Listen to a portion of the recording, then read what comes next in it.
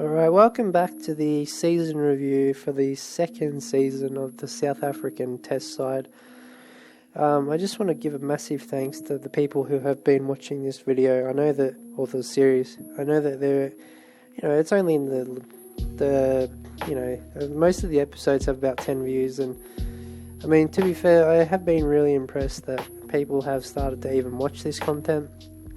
This was just meant to be made for a bit of fun, but because I can see some small views, that numbers there are people who are watching it, and I can tell by my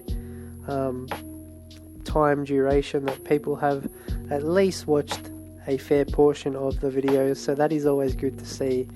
But yeah, this is the second season of the save. Unfortunately, just a disclaimer, it has been a little bit shortened because we did not get to play our first test until December, which really was disappointing.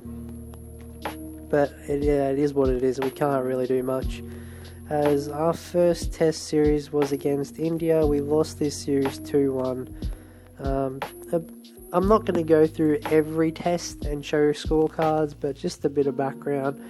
I was not expecting to win this series at all. In fact, I had off recording thought I would probably lose the series 2-1, but I just wanted to at least be competitive in this series.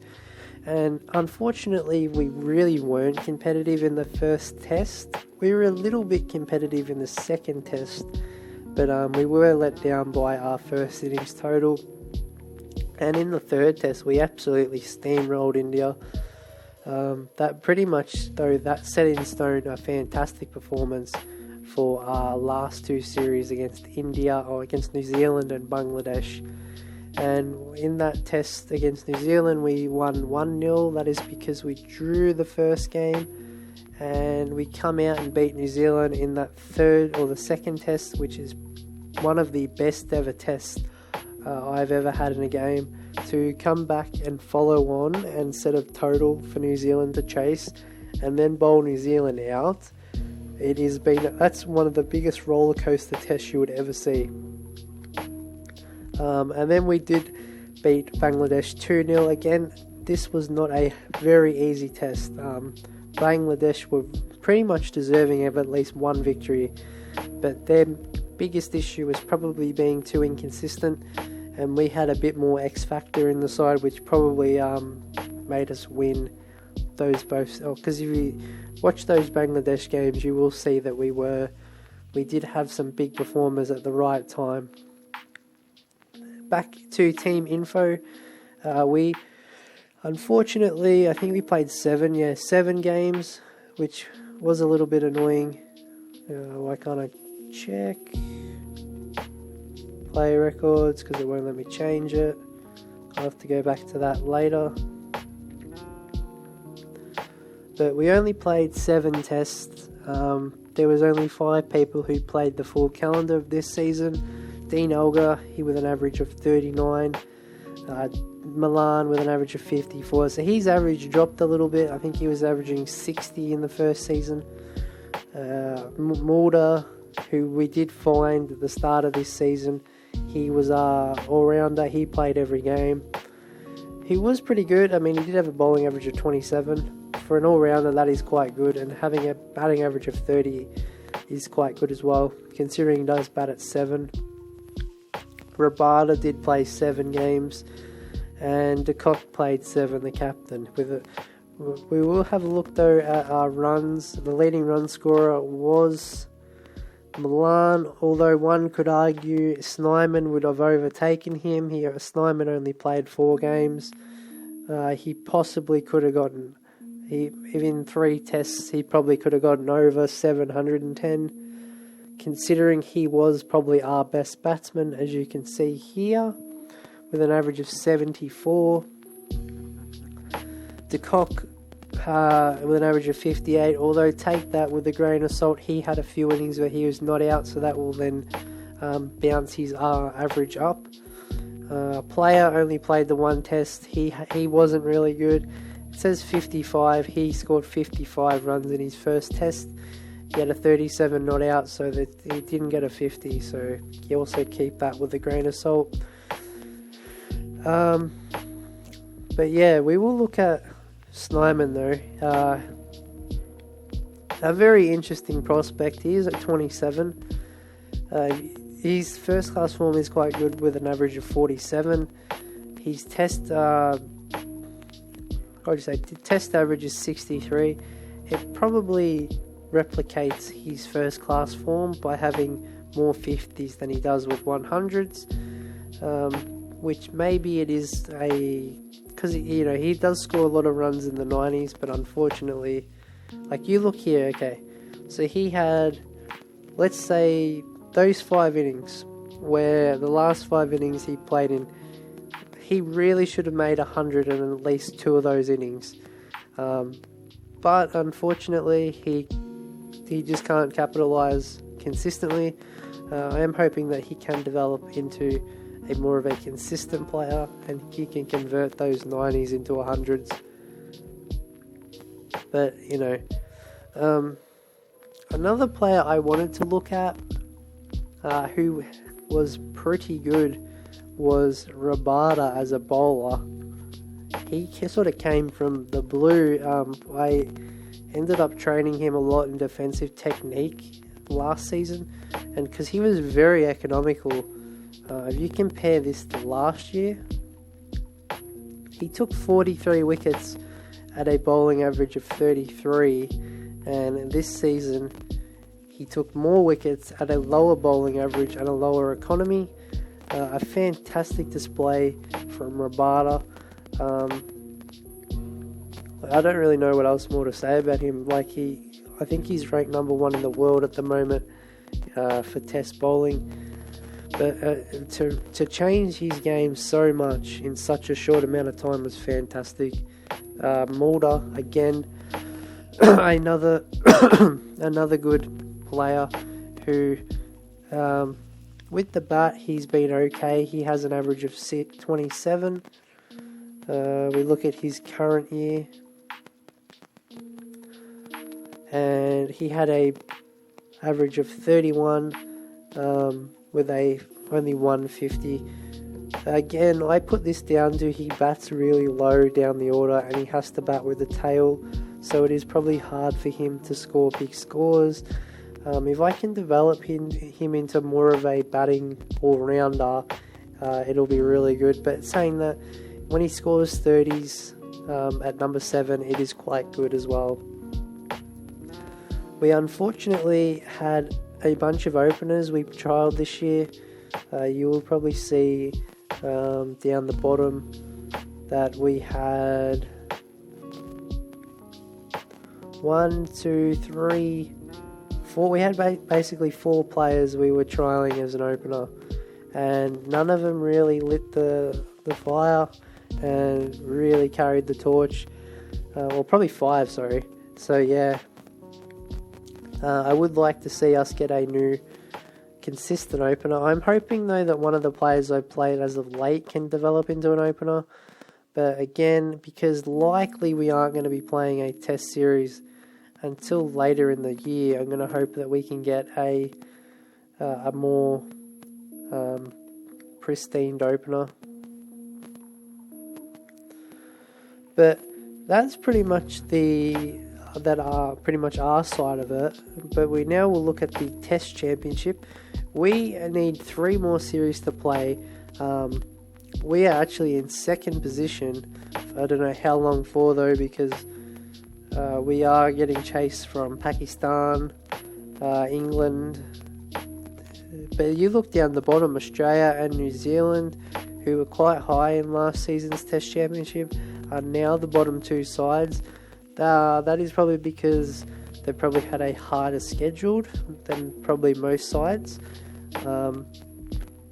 The big surprise packets is to see Bangladesh in 5th in the Test Championship. But look, my goal was to if we could get to a Test Championship final, that was really good. But I never in my mind thought the second season we would jump that well. with the inconsistency issues that we did have in our side. And those inconsistency issues are still there, especially at the top of the order. But I don't know, in the second innings, we are probably the best team in the world at the moment. I don't know whether... Let's have a look at what our Test Championships will be. Yeah, so it won't show because it hasn't got a new fixture yet, which is fine. I did want to check the world ratings before we finish off. Australia is currently ranked number 1 in the world currently. India number 2. So pretty much the world rankings haven't changed at all. We're still ranked 5th. It does look like Afghanistan went up maybe 1. Zimbabwe look like they've dropped. I think Afghanistan were below Zimbabwe. But yeah, look, no disrespect to Sri Lanka, West Indies and Bangladesh, but they're going to be in that 7th to 9th period for a while. I don't know, they always seem to play against very hard opposition, and I'd say the biggest fall from grace in the last decade of cricket is probably Sri Lanka, just because at one point Sri Lanka were not a dominant force, but Sri Lanka were quite good. Probably early 2010s, they had probably the best batter in the world in Sangakkara, and they were near the number 1 rankings, I'm pretty sure. But even though I don't focus on ODI and T20 cricket, I will show you what it looks like. We are tied equal first for the number 1 world ranking in ODI cricket. As I said, I have no involvement with this team whatsoever. So if we're on top, we're on top. But same goes with 2020. We are second. Which again, really good to see, but I don't really have an involvement or a say because I do not control this side. Janiman Malan is still the number 1 ranked Test batsman in the world, which is again a fantastic performance from the 25-year-old. I've never seen a player being so dominant, come in 16 tests, have an average of 61 as an opener, and just be really consistent at scoring hundreds. And Kagiso Rabada is the number 1 Test ranked bowler by an absolute mile. He is a good 70 odd points in front of Mark Wood in second and Naeem Hassan in third. The big surprise here is probably Qais Ahmed from Afghanistan moving into the top 10. Probably Shannon Gabriel in the West Indies moving into the top 10 as well. And Zimbabwe's Carl Mumba coming from absolutely nowhere to get into the top 20. As you see here, Pat Cummins, Anderson, Stuart Broad, Stark, all probably top 10 bowlers at one point of their careers, have now dropped outside of the top 10. So it is good to see there is a bit of change around here. But yeah, that's it for the... Oh, I was going to check the Ashes really quickly, because the Ashes would have been played this season, because they did play... Because they didn't play last season. Here we go. So, England actually won this series 4-1. They beat Australia really convincingly. I do just want to see what Australia was running, because I don't really expect England. They actually have a few new players, so that is also good to see. But why is Aaron Finch playing Test cricket? I have no idea. Josh Felipe should not be playing Test cricket over Alex Carey. Pretty much though, I could see Stoinis getting a game. Cameron Green's meant to be our next big thing in Australian cricket, although I personally don't think he's better than Will Pukowski, but he can bowl off spin or leg spin, so there's also that. Tremaine is ridiculously overhyped in Australian cricket, they always hype him up to be more than... I personally just think he's a first-class player, and that's it. He does have talent, but again, he shouldn't be playing in front of Mitchell Starc at all. Whether that Mitchell Starc was injured, I don't really know, but Australia looked like they were running a very inexperienced side over in England, and they probably got what they deserved. I mean, you look here, Marnus Labuschagne, again, Alex Carey did play, so I don't know why Josh Felipe went over. Maybe Alex Carey was injured. But this is just a weird side. I mean, this side here is more likely the side that would tour England next year than what that first test side was, because that first test side was deplorable. But yeah, it is a bit disappointing. You see there, Steve Smith still averages 59. He's obviously batting really well for Australia. Marnus Labuschagne, though, has completely dropped off the radar. He was averaging high 50s last year in real life. He has now dropped into the 40s. And you see here, he does get the odd 50, but I do want to see his current year average. Yeah, his current year is terrible. He's averaging 30, has not scored 100 in probably 2 years. I just want to make sure. Last year,